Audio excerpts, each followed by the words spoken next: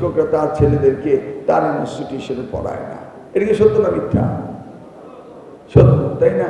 এবার ভেবে দেখুন, আমি আমার ইয়ারআই প্রোগ্রাম করি কচুয়ার স্কুল কলেজগুলোতে, হেডমাস্টার সাহেবকে জিজ্ঞেস করি যে আপনার ছেলেমেয়েরা কেমন আছে? ভালো, একজন আমার মেডিকেল পড়ছে, আরেকজন ইঞ্জিনিয়ারিং পড়ছে। আপনি থাকেন কোথায়? বলে কুমিল্লা। কেন থাকেন? ছেলে মেয়েদেরকে কুমিল্লা পড়ালেখা ওই জন্য। আপনি স্কুলে হেডমাস্টার কচুয়ায়, ছেলে মেয়েদের পড়ান কুমিল্লায়, আপনি থাকেন কুমিল্লা। আপনি নিজের ছেলে মেয়েকে নিজের স্কুলে পড়ান না, এই কনফিডেন্ট যার নেই, সে কি ভালো শিক্ষক হতে পারে? বলুন। কিন্তু নিজের সন্তানের মতো অন্য সন্তানকে আদর স্নেহ করেন না। আবার দেখবেন দাবি উঠে যে আমরা ঢাকা ইউনিভার্সিটির বুয়েটের প্রফেসর, আমরা ঢাকা কলেজের প্রফেসর, আমাদের ছেলে মেয়েদেরকে আমাদের প্রতিষ্ঠানে পড়তে দিতে হবে।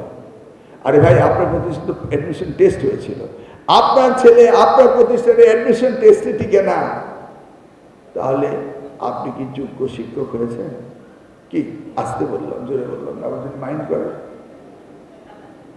কি মাইন্ড করতেও তো পারে।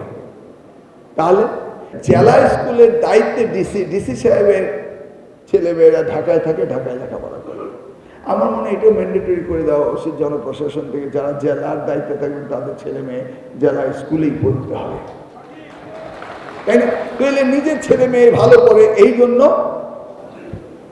এগুলি খুব মাইক্রোস্কোপিক ব্যাপার, কিন্তু এগুলি আমাদের দেখতে হবে।